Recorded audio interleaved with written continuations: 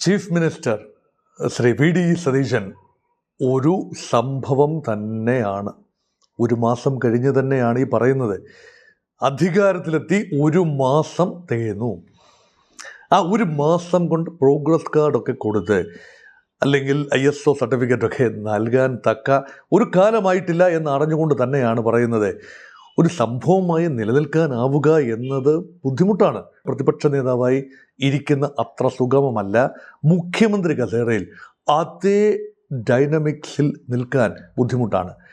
അപ്പോൾ പ്രതിപക്ഷ നേതാവിൽ നിന്നും മുഖ്യമന്ത്രി പദവിയിലേക്കുള്ള ശ്രീ വി ഡി സതീശൻ്റെ പകർന്നാട്ടം അത് ഒരു മാസം കഴിഞ്ഞ് തിരിഞ്ഞു നിൽക്കുമ്പോൾ നിയമസഭയ്ക്ക് അകത്തും നിയമസഭയ്ക്ക് പുറത്തും മന്ത്രിസഭാ യോഗത്തിലും ശ്രീ വി ഡി സതീശൻ എടുത്ത നിലപാടുകളുടെ ഒരു ആദ്യ അവലോകനമായി ഈ വീഡിയോയെ കാണണം എന്ന് ദയവായി അഭ്യർത്ഥിക്കുന്നു. നോക്കൂ, ത്രിതല ഒരു അനാലിസിസാണ് ഞാൻ ഇതിൽ ഉദ്ദേശിക്കുന്നത്. ഒന്ന്, നിയമസഭയ്ക്കുള്ളിലെ മുഖ്യമന്ത്രി. നമുക്കറിയാമല്ലോ, നിയമസഭയ്ക്കുള്ളിൽ മുഖ്യമന്ത്രിയായി എത്തുക എന്നത് കോൺഗ്രസ് പാർട്ടിക്കുള്ളിലെ ഒരു വലിയ ഫിൽറ്ററിംഗ് പ്രോസസ്, ചേർണിങ് ഔട്ട് പ്രോസസ് അത് കഴിഞ്ഞാണ്. മുഖ്യമന്ത്രിയായി എത്തിയപ്പോൾ ഒരുപടി വിഷയങ്ങളാണ് അദ്ദേഹത്തെ കാത്തു നിന്നത്. ഒന്ന്, മന്ത്രിസഭാ രൂപീകരണം, വകുപ്പ് വിഭജനം. അദ്ദേഹം നിയമസഭയ്ക്കുള്ളിൽ എടുത്ത നിർണായകമായ ഒരു തീരുമാനം, നിയമസഭയ്ക്കുള്ളിലല്ല, അദ്ദേഹം തന്നെ എടുത്തൊരു തീരുമാനം. മുഖ്യമന്ത്രിയുടെ പ്രോഗറ്റീവ് തന്നെയാണ് മന്ത്രിസഭാ അംഗങ്ങളെ നിശ്ചയിക്കുക, അവർക്ക് വകുപ്പുകൾ വിധിച്ചു നൽകുക. ധനകാര്യമാണ് കേരളത്തിൻ്റെ പ്രധാനപ്പെട്ട വകുപ്പ്. കേരളത്തിൻ്റെ അല്ല, എല്ലാ സംസ്ഥാനത്തിൻ്റെയും പ്രധാനപ്പെട്ട വകുപ്പ്. നമ്മൾ പറയും മുഖ്യമന്ത്രി കഴിഞ്ഞാൽ പിന്നീട് ആഭ്യന്തരമന്ത്രിയാണ്. അത് ക്രമസമാധാനത്തിൻ്റെ ചുമതല മാത്രമേ ഉള്ളൂ. അത് പിടിയുണ്ട്, പോലീസിന് മേൽ പിടിയുണ്ട് എന്നല്ലാതെ മാറ്റങ്ങൾ കൊണ്ടുവരാൻ കഴിയണമെങ്കിൽ മുഖ്യമന്ത്രി തന്നെ ധനകാര്യ വകുപ്പ് കൈയാളിയാൽ അതുണ്ടാവും എന്ന തിരിച്ചറിവിൽ നിന്നുകൊണ്ടാണ് ബജറ്റ് ഉൾപ്പെടെ അവതരിപ്പിക്കേണ്ട ധനകാര്യ മന്ത്രാലയം വി ഡി സതീശൻ ഏറ്റെടുക്കുന്നത്.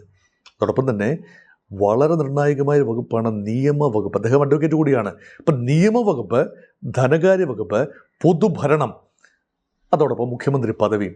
ഇതാണ് വി ഡി സതീശൻ്റെ ഒരു ട്രേറ്റ്, അല്ലെങ്കിൽ വി ഡി സതീശൻ്റെ ആകമാന സത്വം. അപ്പം നിയമസഭയ്ക്കകത്ത് നിരന്തരമായ സമ്മേളനങ്ങളായിരുന്നു കഴിഞ്ഞൊരു മാസം. എല്ലാ സമ്മേളനങ്ങളിലും ഹാജരായി. പലപ്പോഴും മുഖ്യമന്ത്രിമാർ ഒരു ദിവസം തന്നെ നടക്കുന്ന വിവിധങ്ങളായ സെഷനുകളിൽ പൂർണ്ണ സമയം ഇരിക്കാറില്ല. മുൻ മുഖ്യമന്ത്രിമാർ ആരും തന്നെ അത്രയും സമയം ഇരുന്നിട്ടില്ല. This CM, the new CM, has shown the tenacity, wherewithal, അല്ലെങ്കിൽ സഹനശേഷി കാട്ടി. എന്തിനാണ്?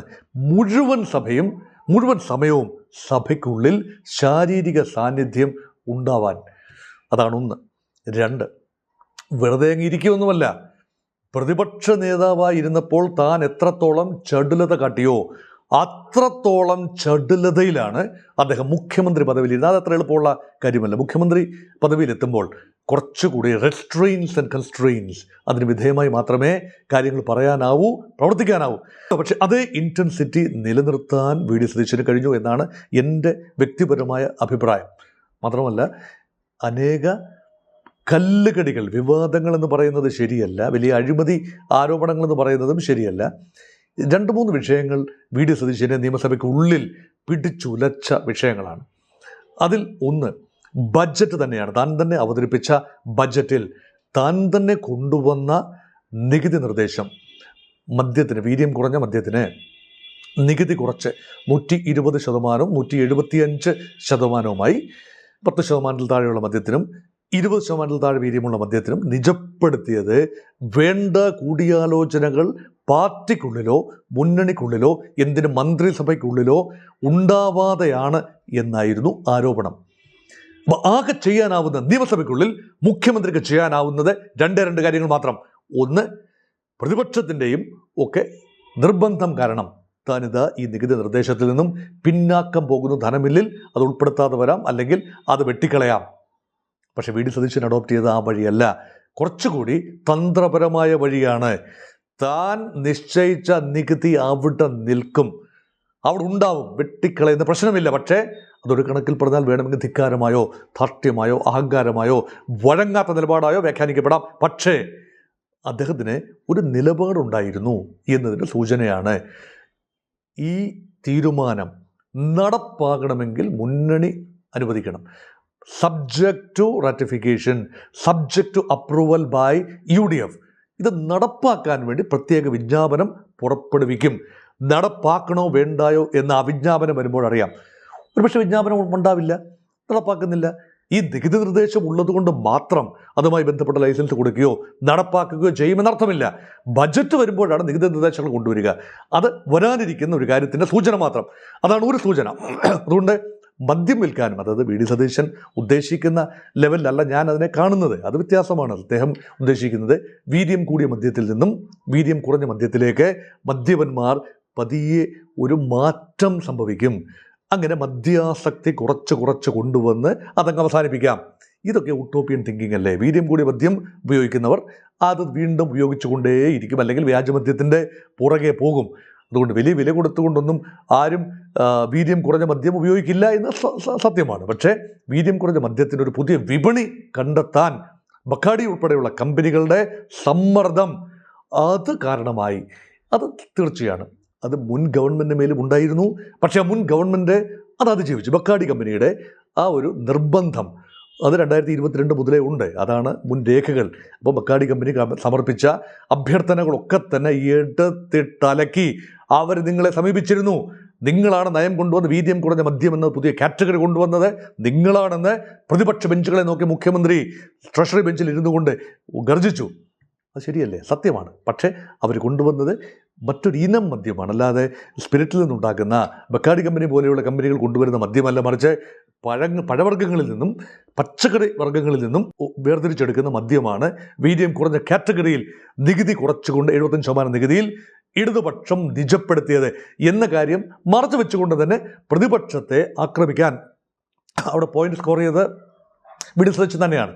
എല്ലാവരും വിചാരിച്ചു ഇതിനകത്ത് പ്രതിപക്ഷം ദുർബലമെങ്കിലും സതീശൻ പ്രതിപക്ഷത്തിന് മുന്നിൽ കൊമ്പ് കുത്തും എന്ന് വിചാരിച്ചിടത്ത് ഫിനിക്സ് പക്ഷിയെ പോലെ ഉയർത്തെഴുന്നേറ്റുകൊണ്ട് ആരോപണത്തിൻ്റെ മുന പ്രതിപക്ഷത്തിൻ്റെ നേരെ തന്നെ തിരിച്ചു വയ്ക്കുന്ന മനോഹരമായ കാഴ്ച കണ്ടു. കാര്യമായ ഡിഫൻസ് അവിടെ ഉണ്ടായില്ല. അത് മാത്രമല്ല തലയൂരി പോരാൻ കഴിഞ്ഞു. മദ്യ വിഷയത്തിൽ തങ്ങളെ നടപ്പാക്കാൻ ഉദ്ദേശിക്കുന്നില്ലല്ലോ, UDF തീരുമാനിക്കും എന്ന് പറഞ്ഞതിലൂടെ വ്യക്തിപരമായ ഒരു കളങ്കം അല്ലെങ്കിൽ ആരോപണം മായ്ച്ചു കളയാൻ സമർത്ഥമായി നിയമസഭയ്ക്കുള്ളിൽ കിടന്നുരുളാതെ തന്നെ അത് വഴിതിരിച്ച് മല പോലെ വന്ന് ദിലി പോലെ പോകത്തക്ക രീതിയിൽ വഴിതിരിച്ചു വിടാൻ പരിണതപ്രജ്ഞനായ സാമാജികനായ മുഖ്യമന്ത്രി ശ്രീ VD സതീശന് കഴിഞ്ഞു. ആദ്യമായിട്ടാണ് അദ്ദേഹം ഒരു മന്ത്രിസഭയിൽ എത്തുന്നത്. ഒരു പഞ്ചായത്ത് പ്രസിഡന്റ് പോലും ആയിട്ടില്ല എന്ന് ഓർക്കണം. മുൻപ് ഒരു ഭരണപരിചയം അദ്ദേഹത്തിന് തീരെയില്ല. ആകെ ഉള്ളത് നിയമസഭാ പരിചയമാണ്. 5-6 തവണ നിയമസഭയിലെത്തി എന്നത് ഒഴിച്ചാൽ ഭരണപരിചയമില്ലാത്ത ഒരാൾ ട്രഷറി ബെഞ്ചിലെത്തിയപ്പോൾ നല്ല അനിതര സാധാരണമായ മെയ്വഴക്കം കാട്ടി എന്നത് ഒരു പ്രധാനപ്പെട്ട കാര്യമാണ്. ഇനി രണ്ടാമത്തെ ലെവലെന്ന് പറയുന്നത് നിയമസഭയ്ക്കകത്ത് അദ്ദേഹം സാമാന്യം നല്ല പ്രകടനം തന്നെയാണ് കാഴ്ചവെച്ചത്. ശ്രീ പിണറായി വിജയൻ പ്രതിപക്ഷ നേതാവ് എന്ന നിലയിൽ സാമാന്യം ദുർബലമായ ഒരു ഡിഫൻസാണ്. എങ്കിലും അദ്ദേഹത്തിൻ്റെ റോൾ പെർഫോം ചെയ്തു എന്ന് വേണമെങ്കിൽ പറയാം. പക്ഷേ അത്ര നമ്പേഴ്സ് ഇല്ല. അത് മാത്രമല്ല അവരുടെ ലങ് പവർ വളരെ ദുർബലമായിരിക്കുന്നു. 100-ൽ നിന്നും 35-ലേക്കുള്ള ഒരു പതനം പ്രതിപക്ഷത്തെ വളരെ ദുർബലമാക്കിയെന്ന് കൃത്യമായി പറയാം. അവിടെ വേണ്ട ഏകോപനമോ ഒന്നുമില്ല. മുഖ്യമന്ത്രിയെ ആ രീതിയിൽ സഭയ്ക്കുള്ളിൽ ഗ്രില്ല് ചെയ്യാൻ തക്ക കാര്യമായി ഒന്നും തന്നെ ഉണ്ടായിരുന്നില്ല. ഏതാനും വാക്കൗട്ടുകളുണ്ടായി. ഏറ്റവും അവസാന ദിവസം പോലും സഭ പിരിയുന്ന ഒന്നാം സെഷൻ അവസാനിക്കുന്ന അവസാന ദിവസം പോലും വാക്കൗട്ട് ഉണ്ടായി. അതൊക്കെ തന്നെ റുട്ടീൻ ചടങ്ങുകൾ എന്നതിൽ കവിഞ്ഞ് കേരളത്തെ പിടിച്ചു കുലുക്കുന്ന ഒന്നും തന്നെ അവിടെ ഉണ്ടായില്ല എന്നതാണ് വാസ്തവം. രണ്ടാമത്തെ അദ്ദേഹത്തെ മന്ത്രിസഭയ്ക്കുള്ളിൽ ശ്രീ VD സതീശൻ മുഖ്യമന്ത്രി എന്ന നിലയിലുള്ള പ്രകടനം അത് കൃത്യമായി മന്ത്രിസഭ ഇൻ ക്യാമറയാണ് യോഗം ചേരുന്നത്. നമുക്ക് ആർക്കും അവിടെ പ്രവേശനമില്ല. പത്രക്കാർക്കോ നിരീക്ഷകർക്കോ പൊതുജനങ്ങൾക്കോ പ്രവേശനമില്ലാത്ത ഇൻ ക്യാമറ സെഷൻസ് ആണ്. പക്ഷേ അതിൻ്റെ ഡൈനമിക്സ് തീർച്ചയായും പുറത്തു വരും. നമുക്കറിയാമല്ലോ, അങ്ങനെയാണല്ലോ വിശകലനം ചെയ്യുന്നത്. ആ ഡൈനമിക്സിൽ മന്ത്രിസഭയിലെ സ്വന്തം കക്ഷിയുടെ അംഗങ്ങളെയോ പ്രതിപക്ഷ അല്ലെങ്കിൽ മറ്റ് ഘടകകക്ഷി അംഗങ്ങളെയോ പൂർണ്ണമായി കോൺഫിഡൻസിലെടുക്കാൻ കഴിയാതെ പോയോ എന്നൊരു സംശയമുണ്ട്. അത് നിയമനങ്ങളുടെ കാര്യത്തിലാണ്. പ്രത്യേകിച്ചും ഏറ്റവും പ്രധാനപ്പെട്ടത് ഈവൻ കേരളത്തിലെ ഇലക്ഷൻ കമ്മീഷണറുടെ നിയമനമാണ്.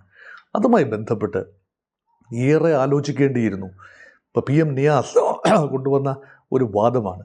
ഇപ്പം KN ഷാജിയാണ് തീരുമാനമെടുക്കേണ്ടതെന്ന് തോന്നാമെങ്കിലും ആത്യന്തികമായി മുഖ്യമന്ത്രിയാണല്ലോ ഇതിൻ്റെ പരമമായ തലപ്പത്തിരിക്കുന്നയാൾ. അപ്പോൾ ഈ പുതിയ രീതിയിലെ നിയോജക മണ്ഡലങ്ങളുടെ അതിർവരമ്പുകൾ പുനർവിന്യസിക്കണം, ഈ ഡിലിമിറ്റേഷൻ എക്സസൈസ് മുന്നോട്ട് പോകണം. ഇലക്ഷൻ കമ്മീഷണർ, സംസ്ഥാന ഇലക്ഷൻ കമ്മീഷണർ ഇതുമായി ബന്ധപ്പെട്ട സമിതിയിലെ ഒരു സാന്നിധ്യമാണ്, നിർണായക സാന്നിധ്യമാണ്. അങ്ങനെയുള്ള ആളിനെ മുൻകാല SFI ബന്ധം, ഇടതുപക്ഷ ബന്ധം, പിന്നീട് സംഘപരിവാർ ബന്ധം, അങ്ങനെ ഒരാളിനെ എങ്ങനെയാണ് കോൺഗ്രസ് ഗവൺമെൻറ്, UDF ഗവൺമെൻറ് ഈ സ്ഥാനത്തേക്ക് പ്രപ്പോസ് ചെയ്യുക? അത് ന്യായമായ ചോദ്യമാണ്. ആ ചോദ്യം ഇങ്ങനെ തുറച്ചു നോക്കുന്നു, VD സതീശനെയും മന്ത്രിസഭ അംഗങ്ങളെയും തുറച്ചു നോക്കുന്നു. അതൊന്ന്. ശബരിമലയുടെ വിഷയം ആളിക്കത്തിച്ച് പോറ്റിയ കയറ്റിയത് ആരപ്പ എന്ന് ചോദിച്ചുകൊണ്ടാണല്ലോ UDF അധികാരത്തിൽ വന്നത്. അതിന് കിട്ടിയ മാൻഡേറ്റാണ്. അങ്ങനെയെങ്കിൽ പ്രതിസ്ഥാനത്ത് നിൽക്കുന്ന കമ്പനിയുടെ വക്കീലായിരുന്ന ഒരാളെ എങ്ങനെ ദേവസ്വം ബോർഡിൻ്റെ മുഖ്യ അഭിഭാഷകനായി നിയമിക്കാൻ കഴിയും? ന്യായമായ ചോദ്യമാണ്. ദേവസ്വം മന്ത്രിയായ K മുരളീധരൻ്റെ അറിവോ സമ്മതമോ ഇല്ലാതെ എങ്ങനെയാണ് സാധിക്കുക? K മുരളീധരൻ അത് ഭംഗിയായി കൈകാര്യം ചെയ്തു. അദ്ദേഹം എങ്ങും തൊടാതെ സംസാരിച്ചു. നല്ല മെയ്വഴക്കമുള്ള രാഷ്ട്രീയ നേതാവ് എന്ന നിലയിൽ മുരളീധരനെ മാനേജ് ചെയ്തു എന്ന് മാത്രം. അവിടെയും ശ്രീ VD സതീശൻ എടുത്ത തീരുമാനം, ഒരാളെ നിയമിക്കുമ്പോഴൊക്കെ കൺസേൺ മന്ത്രിയോട് ചോദിക്കണം, പാർട്ടിക്കാരോട് ചോദിക്കണം, പാർട്ടിയുടെ ഹിതം എന്താണെന്ന് നോക്കണം. പാർട്ടി ഇടതുപക്ഷമായിരിക്കുമ്പോൾ അങ്ങനെയാണല്ലോ, പൂർണ്ണമായി പാർട്ടിയുടെ നിയന്ത്രണത്തിൽ തന്നെയാണ്. അത് ആരെന്ത് നിയമനം നടത്തിയാലും ശരി, അബദ്ധത്തിൽ പോലും ഒരു കോൺഗ്രസ് ബന്ധമോ BJP ബന്ധമോ ഒരാൾ നിയമിക്കപ്പെടില്ല ഒരു തസ്തികയിലും, അത് ഉറപ്പാണ്. പക്ഷേ അതിൽ നിന്ന് വിഭിന്നമായി വേണമെങ്കിൽ മെറിറ്റാണ് വിഷയം, സീനിയോറിറ്റിയാണ്, അർഹതയാണ്, ഒക്കെ വേണമെങ്കിൽ പറയാം. പക്ഷേ ഇതൊക്കെ എട്ടിലപ്പടി അങ്ങനെയല്ലല്ലോ നടക്കുന്നത്. അത് വലിയ ഒരു വിഷയമാണ്. അതുപോലെ M ലിജുവിനെ കോൺഫിഡൻസിൽ എടുക്കാതെ എന്ത് മദ്യനയം ഉണ്ടായിട്ടില്ല. മദ്യനയം ഉണ്ടാകുന്നതിന് മുൻപ് തന്നെ മദ്യത്തിന് നികുതി നിശ്ചയിച്ചുകൊണ്ട് മുഖ്യമന്ത്രിയുടെ പ്രൊറോഗറ്റീവാണ്, അല്ലെങ്കിൽ ധനകാര്യമന്ത്രിയുടെ പ്രൊറോഗറ്റീവാണ് നികുതി അടിച്ചു കൊടുക്കുക എന്നത്. അത് രഹസ്യമായിരിക്കണം. ബഡ്ജറ്റിലെ പ്രപ്പോസൽ രഹസ്യമായിരിക്കണമല്ലോ. പക്ഷേ ആ രഹസ്യത്തിന് പിന്നിലും ശ്രീ ലിജുവിനെയെങ്കിലും ഒന്ന് കോൺഫിഡൻസിൽ എടുക്കാമായിരുന്നു. ശ്രീ ലിജുവും കൈമലർത്തുന്ന കാഴ്ച കണ്ടു. അതുകൊണ്ട് ക്യാബിനറ്റിൽ എത്രത്തോളം ഏകോപനം ഉണ്ടായി. അത് മാത്രമല്ല, മുസ്ലിം ലീഗിന് വളരെ പ്രിയപ്പെട്ട മദ്യ നയം, അതിൽ ഏറ്റവും അധികം സ്റ്റേക്ക് ഹോൾഡേഴ്സ് ആകുന്നത് ഈ മുസ്ലിം ലീഗാണ്, അതുപോലെ കേരള കോൺഗ്രസും. അവരോടൊന്നും വേണ്ട ആലോചന നടത്താതെ മദ്യ നയം പോലും ഉണ്ടാകുന്നതിന് വളരെ മുൻപ് തന്നെ ഇങ്ങനെയൊക്കെ തീരുമാനത്തിലേക്ക് എത്തിച്ചേർന്നതിൽ ചില പരിഭവങ്ങൾ മുസ്ലിം ലീഗിനും ഉണ്ട് എന്നത് കൃത്യമാണ്. മന്ത്രിസഭയിലൊന്നും അത് ഉന്നയിച്ചതായി അറിവില്ല. അത് പൊട്ടിത്തെറിയിലേക്ക് ഉണ്ടായില്ല. മുസ്ലിം ലീഗൊക്കെ വളരെ കൃത്യമായി പക്വതയോടുകൂടി രാഷ്ട്രീയം കൈകാര്യം ചെയ്യുന്ന കക്ഷികളാണ്. മുൻപ് ചില പേരുദോഷങ്ങൾ, 5-ാം മന്ത്രി രൂപത്തിലൊക്കെ ചില പേരുദോഷങ്ങൾ സംഭവിച്ചിട്ടുണ്ട്. അത് വീണ്ടും ഉണ്ടാകുന്നില്ല എന്ന് ഉറപ്പുവരുത്താൻ കുഞ്ഞാലിക്കുട്ടി ആൻഡ് ടീം ശ്രമിക്കുന്നു എന്ന് കൃത്യമായി പറയാൻ കഴിയും. അതുകൊണ്ട് മന്ത്രിസഭയ്ക്കുള്ളിലെ അദ്ദേഹത്തിൻ്റെ ഒരു പ്രാമാണ്യം, അതൊരു ചോദ്യചിഹ്നം തന്നെയാണ്. അദ്ദേഹത്തിന് ഇപ്പം ഗ്രൂപ്പ് സമവാക്യങ്ങൾ നോക്കിയാൽ VD സതീശൻ്റെ വ്യക്തിപരമായ ഹാൻഡ് പിക്ക് ചെയ്തവരെന്ന് പറയാൻ മന്ത്രിസഭയിൽ അധികം പേരൊന്നുമില്ല, 1-2 പേരേ ഉള്ളൂ. അപ്പോൾ അവരൊന്നും അത്ര വലിയ VD സതീശൻ ലോയലിസ്റ്റുകളുമല്ല. മറ്റാരും തന്നെ വ്യക്തിപരമായി VD സതീശൻ ലോയലിസ്റ്റുകളല്ല. കോൺഗ്രസ് പാർട്ടിയിലെ സമവാക്യങ്ങളിൽ മാറ്റം മറിച്ചിലുകൾ ഏത് നിമിഷവും ഉണ്ടാകാം. ഇപ്പോൾ KC വേണുഗോപാലിനോടൊക്കെ വ്യക്തിപരമായ അടുപ്പമുള്ളവരാണ് മന്ത്രിസഭയിലെത്തിയ പലരും. പിന്നെ ശ്രീ രമേശ് ചെന്നിത്തലയും ശ്രീ K മുരളീധരനും ഉൾപ്പെടെയുള്ള സീനിയർ നേതാക്കൾ അവരൊരു ഗ്രൂപ്പിലും പെടുന്നതല്ല, അവരാണ്, അവരുടെ തന്നെ വലിപ്പം കൊണ്ടാണ് അവരെത്തിയത് എന്നും വേണമെങ്കിൽ പറയാം. പക്ഷെ പരമാവധി ആളുകളെ ഒരുമിച്ച് നിർത്തിക്കൊണ്ട് ഈ മന്ത്രിസഭ വലിയ തട്ടുകേടില്ലാതെ മുന്നോട്ട് കൊണ്ടുപോകാൻ കഴിഞ്ഞ ഒരു മാസത്തിൽ എന്നത് VD സതീശന്. അപ്പോൾ അവിടെ ഒരു പകുതി മാർക്ക് മാത്രമേ ഇടാനാവൂ. കാരണം അത് ആ ഒരു പെരുമാറ്റത്തിൽ ഒരു ലേശം വ്യത്യസ്തത, കുറച്ചുകൂടി ഉൾക്കൊള്ളൽ ഉണ്ടാവാം എന്ന ഒരു നിരീക്ഷണത്തിലാണ് ആ ഭാഗം അവസാനിപ്പിക്കുന്നത്. ഇനി മൂന്നാമത്തെ ഡയമെൻഷൻ, അത് പൊതുജനങ്ങളുമായുള്ള സമ്പർക്കമാണ്. ശ്രീ VD സതീശൻ പൂക്കി ചീഫ് മിനിസ്റ്റർ എന്നാണ് ചെറുപ്പക്കാർ വിളിക്കുന്നത്. ആ പൂക്കിത്തരം എന്ന് പറയുന്നത് ഈ കണ്ണടച്ച് കാട്ടലോ അതല്ല എങ്കിൽ ചില ചെപ്പടി വിദ്യ പ്രയോഗങ്ങളോ അല്ലെ ന്യൂ ജനറേഷനെ ജെൻ സിയെ ഒന്ന് ഉദ്ദീപിപ്പിക്കുന്ന എന്തെങ്കിലും പ്രഖ്യാപനങ്ങളോ ഒക്കെ ആകാം. പല കാരണങ്ങളാണ് വിളിക്കുന്നത്. പക്ഷേ ശ്രീ ഉമ്മൻചാണ്ടി സ്വാഭാവികമായ പൂക്കി തന്നെയായിരുന്നു എന്ന് പറഞ്ഞാൽ, ശ്രീ ഉമ്മൻചാണ്ടി ജനകീയനായ മുഖ്യമന്ത്രിയാണ്. ആർക്ക് എപ്പോഴും കടന്നു വരാം. ശ്രീ VD സതീശനും അതുപോലെ തന്നെയാണ്. ഉമ്മൻചാണ്ടിക്ക് പഠിക്കുകയാണോ ശ്രീ VD സതീശൻ എന്ന് തോന്നിപ്പോകും. പക്ഷേ ഇതിന് പിന്നിൽ ഒരു യാന്ത്രികതയുണ്ടോ? ഇതൊരു അന്വേഷണമാണ്. ഈ യാന്ത്രികതയൊന്നും ഇതുവരെ കാണാനില്ല. പക്ഷേ എത്ര കാലം ഈ ജനകീയത, ഇവിടെ പോകുമ്പോഴും ജനം ശ്രീ VD സതീശനെ പൊതിയുന്ന കാഴ്ചയാണ്. ഇവിടെ പോയാലും ഈ വലിയ കോട്ടിട്ട ബൗൺസേഴ്സിൻ്റെ സാന്നിധ്യമൊന്നും ചുറ്റുപാടുമൊന്നുമില്ല. ബ്ലാക്ക് ക്യാറ്റ്സിൻ്റെ വലിയ സാന്നിധ്യം കാണാനില്ല. കാറുകളുടെ വലിയ അകമ്പടി ഒന്നുമില്ല. വളരെ ശാന്തനായിട്ട് തന്നെയാണ് അദ്ദേഹം വരുന്നത്. ജനം സ്വാഭാവികമായി അദ്ദേഹത്തോടൊപ്പം നിൽക്കുന്നു, സെൽഫി എടുക്കുന്നു.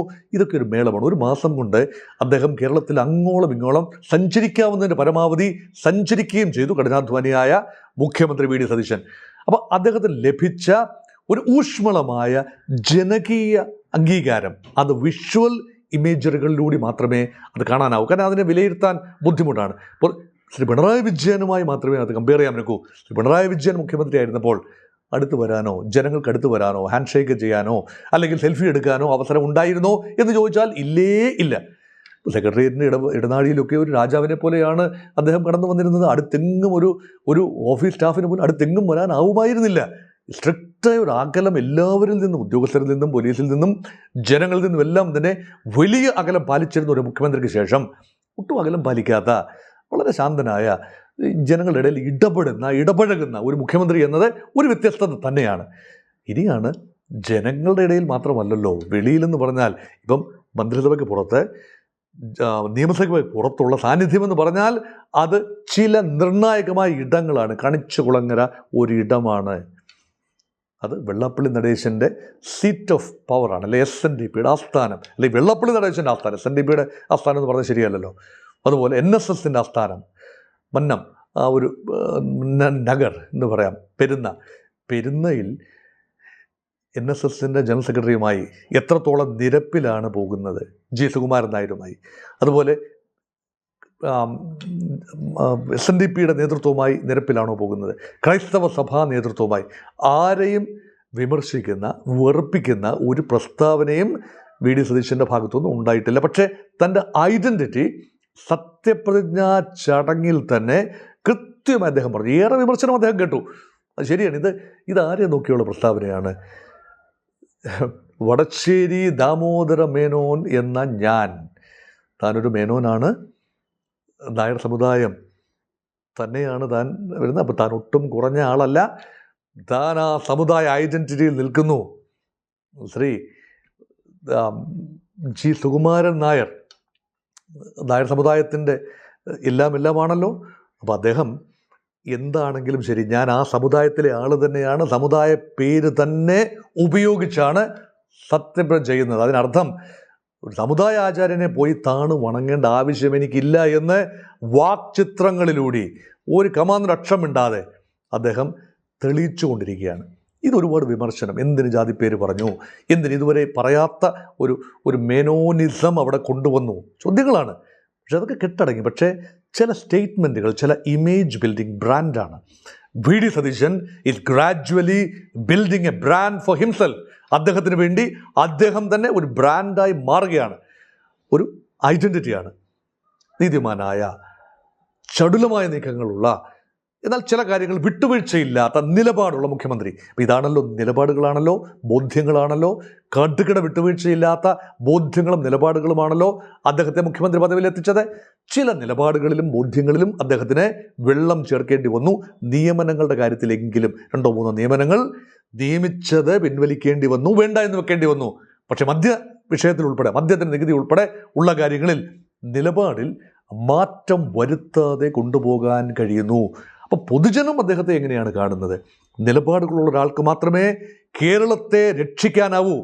അതിലൊരു നിലപാട്, വിഭവങ്ങൾ കൊണ്ടുവരാൻ കടുകിട വിട്ടുവീഴ്ചയില്ലാത്ത സമീപനങ്ങൾ. വിഭവങ്ങൾ ഉപയോഗിക്കണം. നമുക്കെന്താ വിഭവം? പ്രധാനപ്പെട്ട വിഭവം മനുഷ്യവിഭവമാണ്. അതിനെ മൂർച്ച വരുത്തി എടുക്കണം, ഇംപ്രൂവ് ചെയ്തെടുക്കണം. 2 പ്രകൃതി വിഭവമാണ്. അവിടെ കൃഷിയൊന്നുമല്ല, മിനറൽസാണ്. അത് ധാതുമണലാണ്. ധാതുമണൽ ഖനനമാണ് ഇനി വരാൻ പോകുന്ന ഏറ്റവും പ്രധാനപ്പെട്ട വിഷയം. കരിമണൽ കർത്ത എന്തുകൊണ്ടാണ് വിവാദ നായകനായത്? കരിമണൽ എന്ന് പറയുന്നത് അനന്ത സാധ്യതയുള്ള കാര്യമാണ്. അതുകൊണ്ട് മാസപ്പടിയൊക്കെ കൊടുക്കേണ്ടി വരും. എങ്കിൽ മാത്രമേ എൻവയൺമെൻറ്റൽ ക്ലിയറൻസ് കിട്ടൂ. ശ്രീ പിണറായി വിജയനായിരുന്നു എൻവയൺമെൻറ്റൽ ക്ലിയറൻസ് പോലും കൊടുക്കേണ്ട മുഖ്യമന്ത്രിയായിരുന്നപ്പോൾ. വി ഡി സതീശൻ യഥാർത്ഥത്തിൽ കരിമണൽ വിഷയത്തിൽ ഒരു നിലപാടെടുത്ത് കേരളത്തിൻ്റെ സാമ്പത്തിക സ്ഥിതി മെച്ചമാക്കാൻ, പ്രകൃതി വിഭവം, പ്രകൃതി കാര്യമായി ശോഷണം സംഭവിക്കാതെ തന്നെ നമ്മുടെ അമൂല്യമായ സ്വത്ത്, ഇൽമനൈറ്റ്, മോണോസൈറ്റ്, തോറിയം, ബോക്സൈറ്റ്, ഇതിൻ്റെ നിക്ഷേപം, തോറിയമൊക്കെ ആണെങ്കിൽ ലോകത്തിൻ്റെ ആകമാന തോറിയം അവൈലബിലിറ്റിയുടെ 1/3 എന്ന് പറയുന്നത് എറണാകുളം, ആലപ്പുഴ, കൊല്ലം, തിരുവനന്തപുരം ജില്ലകളുടെ തീരപ്രദേശത്ത് ഇങ്ങനെ കിടക്കുകയാണ്. അതൊക്കെ ഒരു ചെറിയ തോതിലെങ്കിലും ഖനനം ചെയ്ത് എടുക്കാൻ കഴിഞ്ഞാൽ നിയമവിധേയമായി അത് വലിയ രീതിയിൽ പ്രൈവറ്റ് പാർട്ടീസ് അത് കട്ടുകൊണ്ട് പോകാതെ അത് ഗവൺമെൻറ് നിയന്ത്രണത്തിൽ കൊണ്ടുവരാൻ കഴിഞ്ഞാൽ വലിയ പ്രശ്നപരിഹാരമുണ്ടാകും. അതൊക്കെയാണ്. കാരണം ഖജനാവ് നിറയ്ക്കാൻ അദ്ദേഹത്തിൻ്റെതായ വഴികളുണ്ട് എന്ന് ഇപ്പോഴും പുറത്ത് നിന്ന് പൊതുജനം വിശ്വസിക്കുന്നു. അവിടെയാണ് ജനങ്ങളെ സംബന്ധിച്ചിടത്തോളം ഈ ചക്രത്തെ പോരാട്ടത്തിനൊന്നും വലിയ കാര്യമൊന്നുമില്ല. അവർക്ക് മുന്നോട്ട് പോകാൻ തക്ക പണം ഖജനാവിലുണ്ടാകണം, ക്ഷേമ പ്രവർത്തനങ്ങൾക്ക് പണം കണ്ടെത്തണം, എന്നും ഡിപ്പെൻഡൻ്റ് ആയിരിക്കാൻ ഒക്കില്ല. 5.07 ലക്ഷം കോടി രൂപയുടെ പൊതുകടമാണ് കേരളത്തിലുള്ളത്. ഇപ്പം ബഡ്ജറ്റിൽ തന്നെ കൊണ്ടുവന്നതിൽ നികുതി നിർദ്ദേശങ്ങൾ പുതിയതായിട്ടൊന്നുമില്ല എങ്കിൽ പോലും ഒരുപാട് പോരായ്മകളുള്ള ബഡ്ജറ്റ് തന്നെയാണ്. ബഡ്ജറ്റ് അവതരണത്തിൽ മികച്ചു നിന്ന അദ്ദേഹം ഉള്ള വിഭവങ്ങൾ സമഗ്രമായി ഉപയോഗിക്കാൻ അദ്ദേഹം തീരുമാനിച്ചിരിക്കുന്നു. ഇതൊക്കെ മെറിറ്റ് തന്നെയാണ്. പക്ഷേ കൈവിട്ട് പോകാൻ കഴിയുന്നത് കരിമണലിലൊക്കെ ടച്ച് ചെയ്യുമ്പോൾ എത്രത്തോളം സുതാര്യമായി മുന്നോട്ട് കൊണ്ടുപോകാൻ കഴിയും അറിയില്ല. 1 മാസം കഴിഞ്ഞ് തിരിഞ്ഞു നോക്കുമ്പോൾ സാമാന്യം നല്ല മാർക്കിടാൻ കഴിയും. ത്രിതലം മന്ത്രിസഭയ്ക്കുള്ളിൽ, നിയമസഭയ്ക്കുള്ളിൽ, പൊതുസമൂഹത്തിനുള്ളിൽ ശ്രീ വി ഡി സതീശൻ്റെ പെർഫോമൻസ് ശരാശരി നിലവാരത്തിനും മേലെ നിൽക്കുന്നു എന്ന വിലയിരുത്തലോടുകൂടി അവസാനിപ്പിക്കട്ടെ. നമസ്കാരം.